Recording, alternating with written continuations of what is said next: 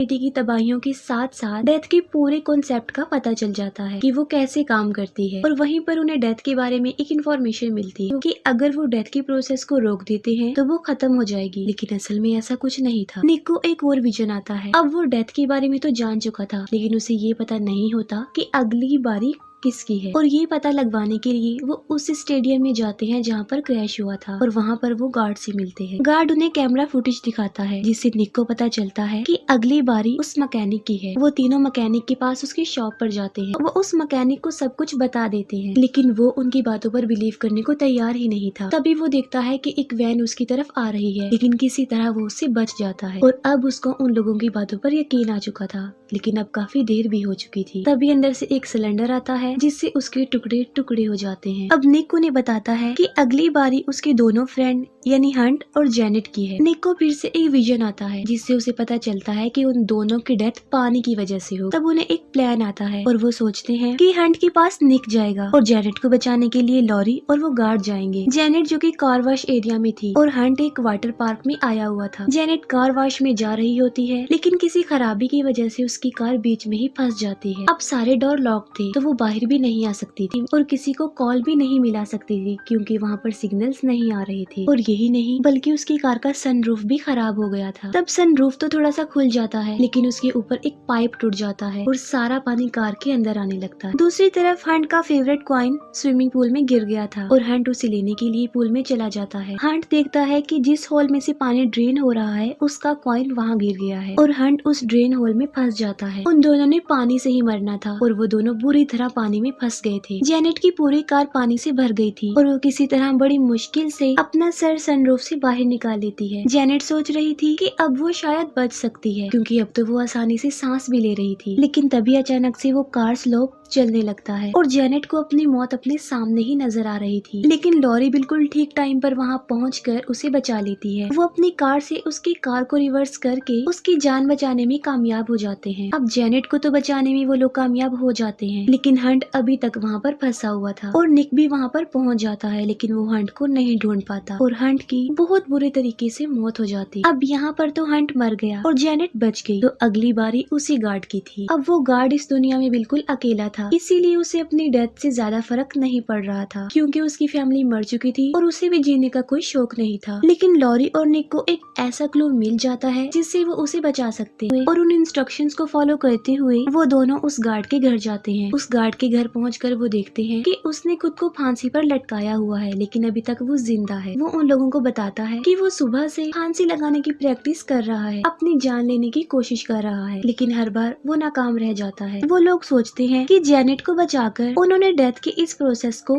तोड़ दिया है और अब वो लोग सुकून से अपनी लाइफ गुजार सकते हैं। वो लोग डिसाइड करते हैं कि सेलिब्रेशन करने के लिए वो लोग ट्रिप पर जाएंगे। निक सामान पैक कर रहा होता है और लॉरी जेनेट के साथ एक फिल्म देखने गई हुई थी। तभी निक देखता है कि टीवी पर उस काउबॉय की न्यूज चल रही थी, यानी उसे क्रैश से सेव कर लिया था। तब निक फौरन समझ जाता है कि अगर वो काउबॉय बच गया है तो अब मरने की बारी उसी काउबॉय की है। तब निक जल्दी से हॉस्पिटल के लिए निकल जाता है और वो उस गार्ड को भी वहाँ पर बुला लेता है, लेकिन पहुँचने में उन्होंने काफी देर लगा दी थी क्योंकि डेथ ने तो अपना काम शुरू कर दिया था और वो उनकी नजरों के सामने ही मारा जाता है और वो कुछ भी नहीं कर पाते। अब निक और गार्ड जल्दी से वहाँ से निकलते हैं क्योंकि उन्होंने लॉरी और जेनेट को बचाने के लिए जाना था। वो दोनों बातें करते हुए जा रहे थे, तभी एक एम्बुलेंस उस गार्ड को उड़ाकर अपने साथ ले जाती है। तब निक जल्दी से उस मॉल तक पहुँचता है और उसे फिर से एक विजन नजर आता है और वो लॉरी को ढूंढने लगता है। लॉरी सिनेमा हॉल में बैठी हुई थी, लेकिन डेथ ने अपना काम शुरू कर दिया था। सिनेमा हॉल के बिल्कुल साथ वाले रूम में आग लग गई थी। निक लॉरी को ढूंढ लेता है।